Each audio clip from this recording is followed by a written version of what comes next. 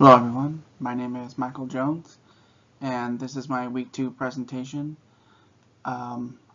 applying some of the early theories to modern day situations in public administration to see if they still hold true or not. So to begin with, a theorist whose theory I believe still holds true today, I went with Max Weber's bureaucracy. Weber was a sociologist, and he talked about bureaucracy and how labor is divided into these impersonal roles that are interchangeable, and there's a hierarchy of organizations. This is what we think of as like the organization chart, where we can see the director at the top, and there's several layers of tree branches branching out with lower and lower levels of employees until you get down to the first line workers.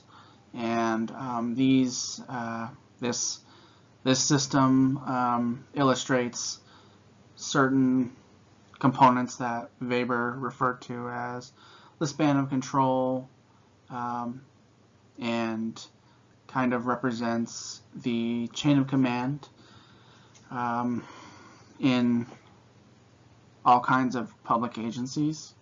And as I'm talking about Weber, I realize that you could just as easily make the argument as to why Weber's theory could be outdated, because his focus on everything is based upon the rules of the position, and even evaluating performance and enforcing rules. The individual is not part of his theory, and so that's where he's really dissenting from a lot of the later theorists like Mary Parker Follett and others.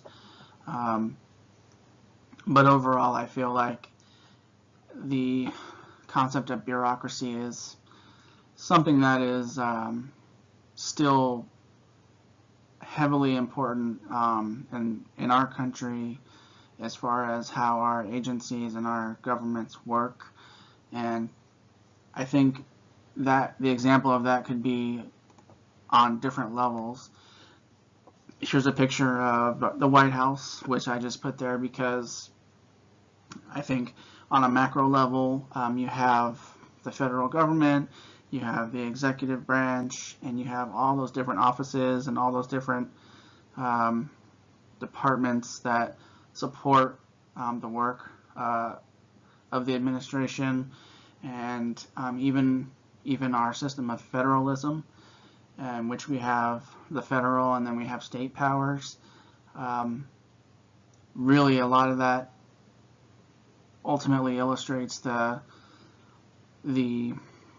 bureaucracy that exists to create what we have, and bureaucracy has kind of a negative connotation because it's what people think of as kind of the cliche of a slow-moving governmental force with a lot of moving parts, and that's probably not entirely untrue, but it's just a fundamental aspect. The other example I had was just County of Riverside, where I work. I see bureaucracy a lot in the chain of command and the structure. It's actually offices and cubicles and things of that nature. Everything has a functional system, and it's not necessarily focused on the individual in a lot of ways. We obviously incorporate the individual in other ways, but we still rely really heavily on bureaucracy, having a paper trail and being able to have those systems in place, because that enables us to have our transparency and accountability, and it's what we rely on to keep things going. The example I chose to go with to illustrate a concept, a theory that doesn't hold true as well today has to be Wilson's dichotomy, the politics and administration dichotomy. I had to unfortunately go with this concept because while it's an extremely important foundational concept that helps us to think about the different aspects of administration, it's problematic in a lot of ways. Wilson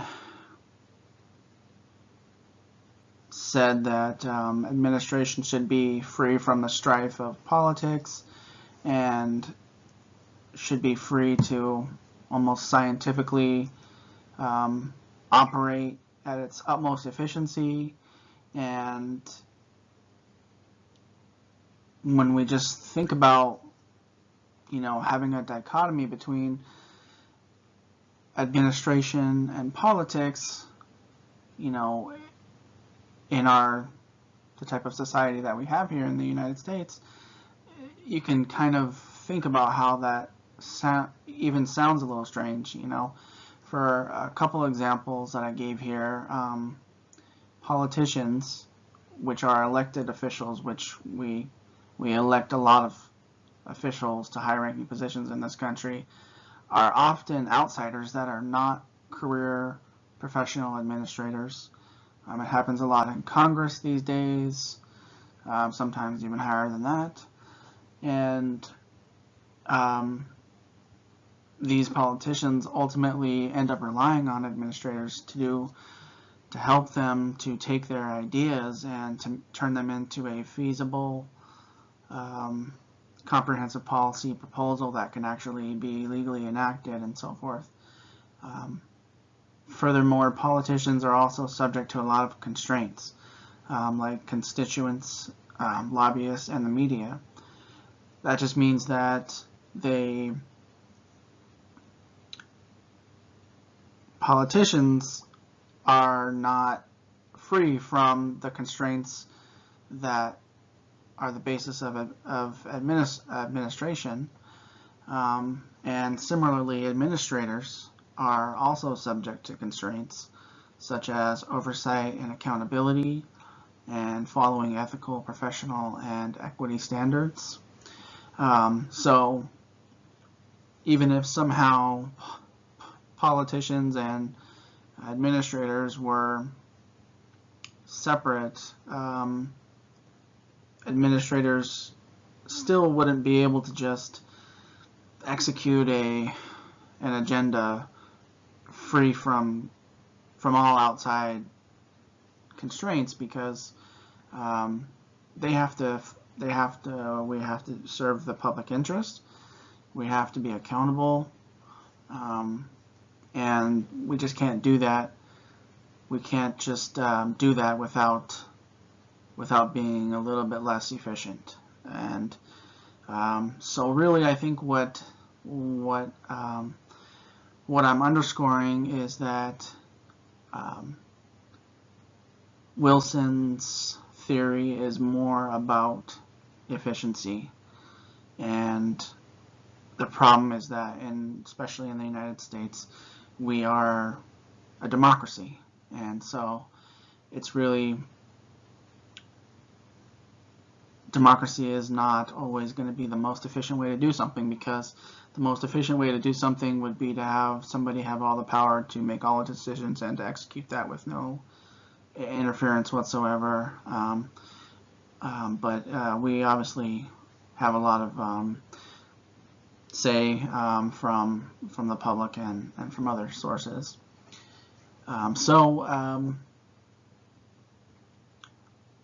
thought about another theorist who ultimately ended up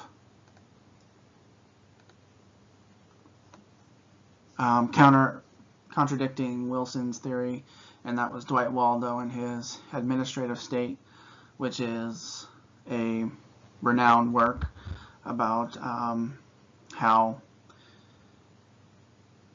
the theory of the politics and administration dichotomy is ultimately false, because there's a tension between administrators and politics in the bureaucracy of it all, and it obliges administrators to encourage democratic ideals to flourish.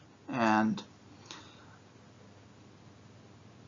I think that's just an important thing when you think about the way our system works here.